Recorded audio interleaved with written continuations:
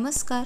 आज आपण बघणार आहोत साध्या आणि सोप्या पद्धतीने उन्हाळ्यासाठी पौष्टिक आणि थंड असं एक पेय म्हणजेच कैरीचं पन्ह.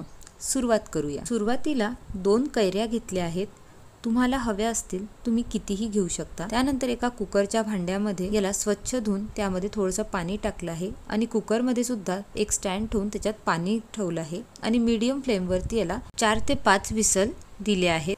आता हे संपूर्ण थंड झाल्यावरती याचा आपल्याला गर काढून घ्यायचा आहे डायरेक्ट मिक्सरच्या भांड्यामध्ये. तुम्ही चमच्याच्या साहाय्याने किंवा हाताच्या साहाय्याने याचा संपूर्ण गर काढून घ्या. त्याचप्रमाणे कोय आणि कैरीची जी साल आहे त्यामध्ये आपण एका भांड्यामध्ये घेऊन त्याच्यात पाणी टाकणार आहोत आणि ते संपूर्ण स्वच्छ धुवून घ्यायचं, जेणेकरून काही गर जर राहिला असेल तर तो यामध्ये स्वच्छ धुतल्या जाईल आणि हेच पाणी मिक्सरमध्ये टाकून आपल्याला थोडं थोडं वापरायचं आहे. आता एकदा संपूर्ण हा गर याचा काढून घेतला आहे.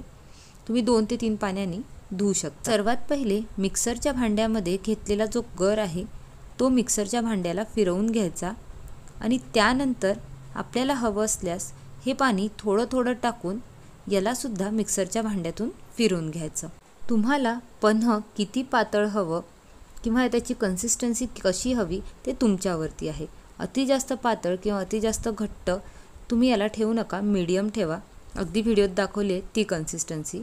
एका भांड्यामध्ये याला काढून घेऊयात आणि गरजेप्रमाणे थोडं पाणी अजून वरून टाकून घ्यायचं. त्यानंतर याला मिक्स करून यामध्ये आता इथे 2 मोठ्या वाट्या साखर टाकत आहे. ही कैरी जास्त आंबट नाही आहे, त्यामुळे जर कैऱ्या जास्त आंबट असतील तर तुम्हाला साखरेचं प्रमाण वाढवावं लागेल. इथे 4 वाटी साखर नॉर्मल वाटीने होते.